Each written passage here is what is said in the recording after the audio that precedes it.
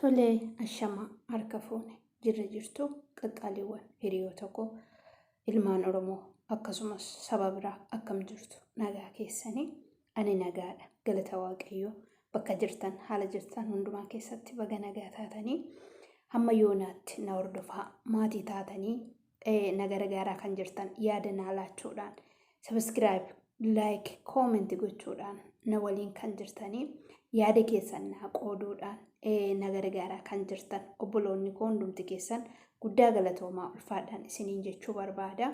Egaa viidiyoowwan amma yoonaa hojjedhe keessatti namoonni isin barsiiseera ta'ee akkasumas warraa hubattaniitu yoo ta'e ammallee like, share, comment, subscribe naaf godhaan adaraa obbolummaa akka ta'u isinitti madha. Egaa yeroo baay'ee waan beeknu wal hubachiisaa waan hin beekne immoo walirraa barachaa yeroo kana geenyeerra namni karaa kamiiniyyuu barataadha. Tokkorraa ni barata, tokkommoo ni barsiisa. Isan beeku isinii qoodaa, isa beektanis naa qoodaa. Yeroo kana hanga yeroo kanaatti turreerraa ulfaadhaa isiniin jecha akkuma yeroo darbe eegale keessatti har'allee dhimma afoola afaan Oromootiin kan wal qabatu afoola afaan Oromoo keessaa waa'ee mammaaksaa viidiyoo isaa yeroo jalqabaatiif illee hojjedhee akkasumas torbee darbe kutaa tokkoffaasaa itti deebi'ee hojjedheen jira. Har'a immoo kutaa lammaffaasaa itti deebi'ee mammaaksi kun maaliif mammaakama? Ergaa maal of keessaa qaba?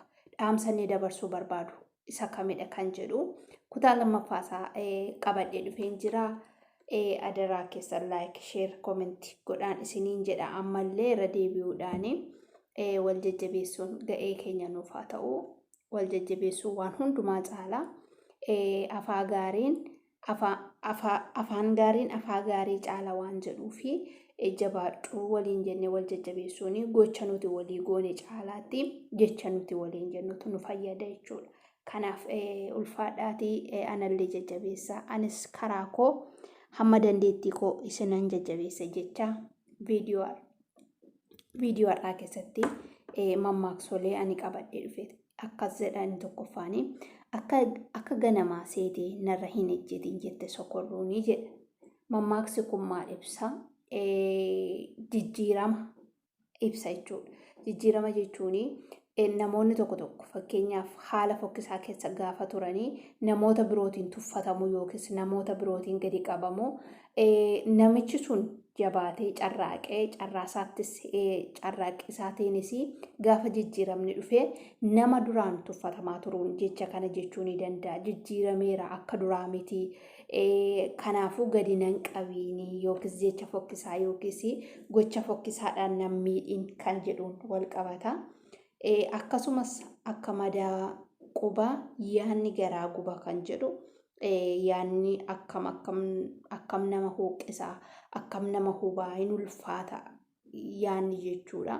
Madaan qubaallee akkasuma namni harkisaa yookaas qubni isaa dhukkubsatee miidhamee arge hammam akka qubni nama dhukkubdu ni beeka jechuudha. Naannoo keenyatti yeroo baay'ee gaafa baadiyyaatti aramaa aramnu meesaa meesnu makaraa makarruu baay'ee quba keenya keessa gaafa wanti ta'e qoreen seente yeroo dheeraadhaaf nu dhukkuba. Yaannillee akkasuma nama hubaa jechuudha.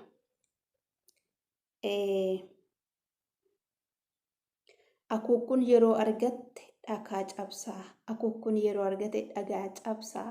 Kana jechuun wanti tokko turtiidhaan waan guddaa fida yookiis bu'uu jijjiirama guddaa argamsiisa jechuudha.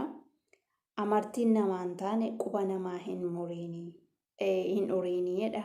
Kunis yeroo baay'ee naannoo keenyatti ni fayyadamna. Amartiin namaan taane quba namaa hin uriin kan jedhu kana fakkeenyaaf amartiin suni gara booddeetti baduun isaa hin oollee ofumaa yeroo namarratti fixaa jechuudha. Kanaafuu waan nuun fayyenne yookiis waan nuun fayyanne yeroo keenya akka nu dukkatti hin fidne yeroodhaan ofirraa geggeessuu waan jedhu of keessaa qabata. Ameessi okolee dide okkoteen darbu. Kana jechuun ameessi nyaannaadhaaf dide qalmaaf ni ta'a jechuudha. Wanti tokko yoo waan tokkoof faayidaa dhabe yookiis bu'aa dhabe iddoo tokkotti immoo dhaqee faayidaa argata jechuudha.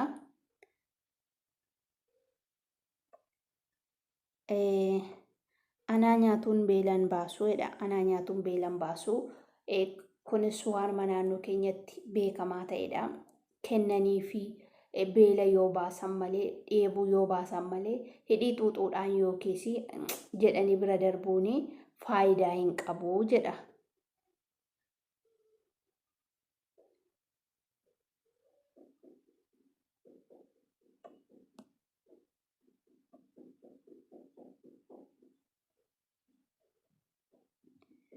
Dhiifama.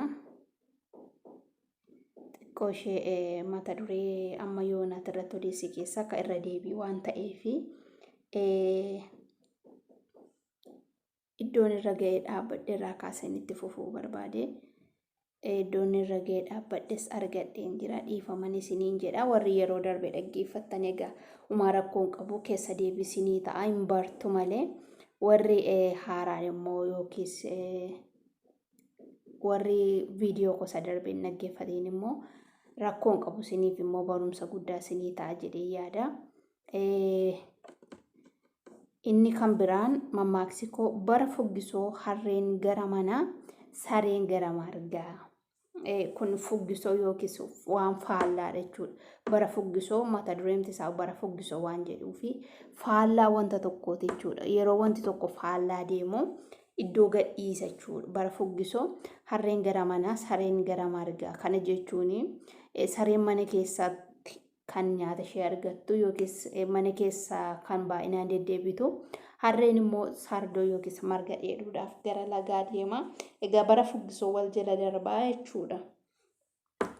Bara gaddaa mataa lafa godhu sirriidhuma kuni amma haalli namaa mijannetti haala mijeeffachuuf jecha boqoo gadee qabatanii waan tokko keessa darbuu mul'isa.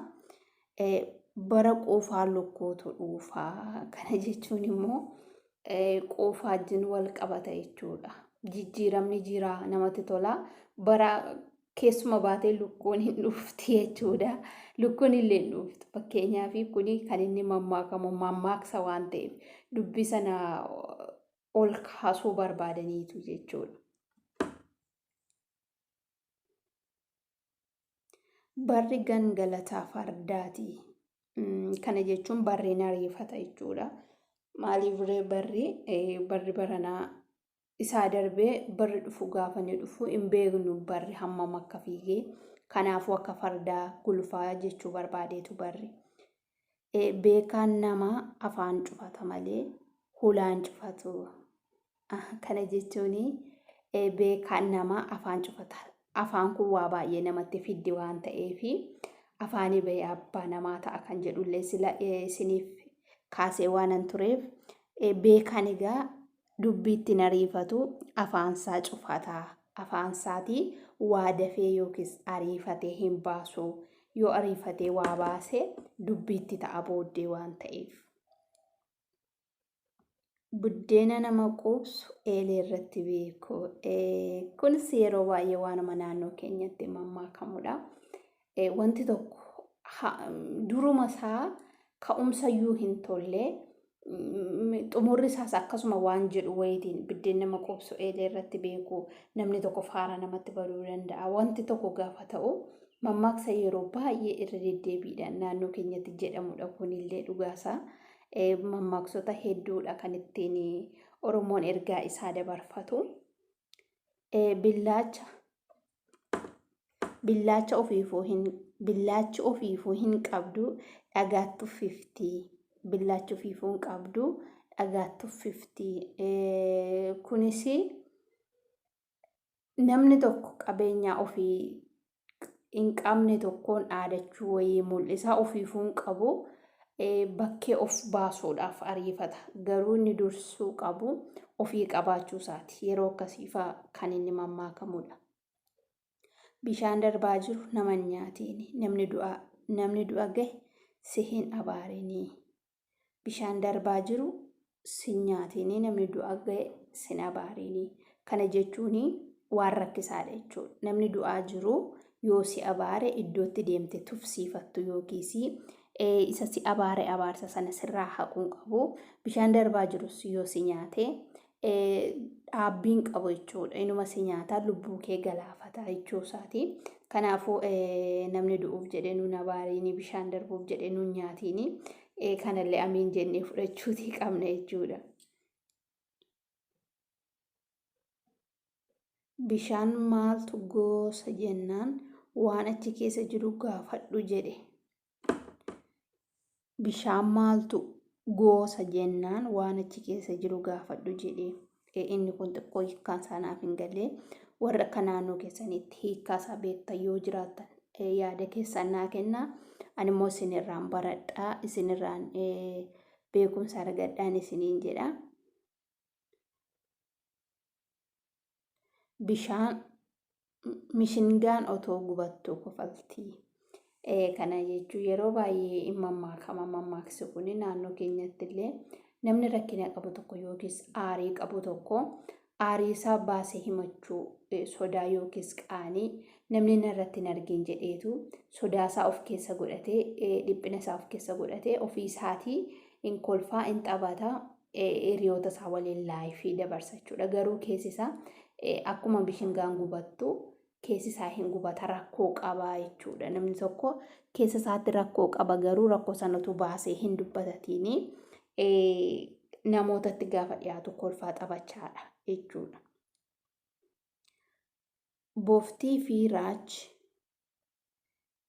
Boftii fi raachi hanga ganni darbutti wal faana jiraatu. Boftii fi raachi hanga ganni darbutti wal faana jiraatu. Kana jechuun haala rakkisaa keessatti wal danda'uu ibsa. Sana booddee adda ba'u jechuudha. Wal danda'uu waan jedhuun wal qabata. Boruun beekneen qodaa bukoon ishee sagalee. Kun immoo firfirsituu yookiis immoo nama waan tokko qisaasessitu jechuudha. Boruun beekneen qodaa bukoo ishee sagalee. Kana jechuun namni tokko mana tokko keessatti qodaa bukoo sagal gonkumaa dhaabuu hin danda'u. Tokko dhaabuu danda'a. Lama immoo yoo midhaan gosa garaagaraa ta'e dhaabbachuu danda'a. Kanaachi sagal namni tokko hin dhaabu. Garuu namni borii kootu miidhamaa ta'a. Borii kootti natti bada yoon kanatti fayyadame nama hin jenne taanaani waan mana keessaa qabu hin qisaasessa jechuudha. Kanaafuu kuni mammaaksi kuni kan inni itti ergaasaa dabarsu namaaf kan inni mammaakamu. Mammaaksi yeroo kamiyyuu caalmaansaa namaaf kan inni mammaakamu.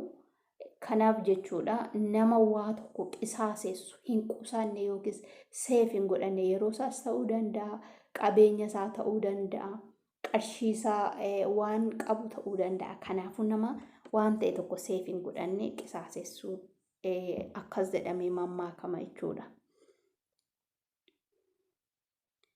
Bulbuluma bulbulii hangan dhugu anuu beekaa. Kunis hin jedhama. Faffati amma nyaadhu natu beeka kan jedhu wal qabata.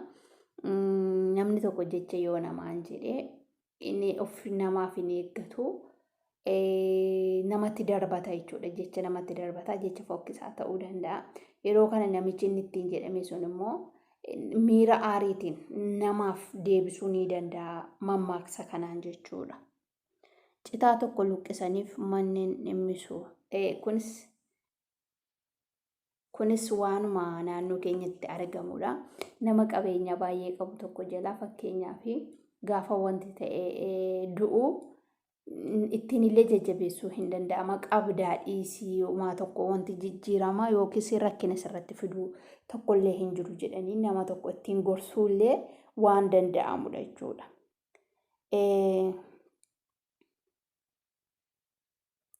Buna lubbuuf xaaxa'u warri naatolii kadhatu. Buna lubbuudhaaf xaaxa'u warri naatolii kadhatu. Mammaaksi kun billaacha lubbuudhaan kaattu ijoolleen taphaseeti kan jedhu wajjinillee wal fakkaata.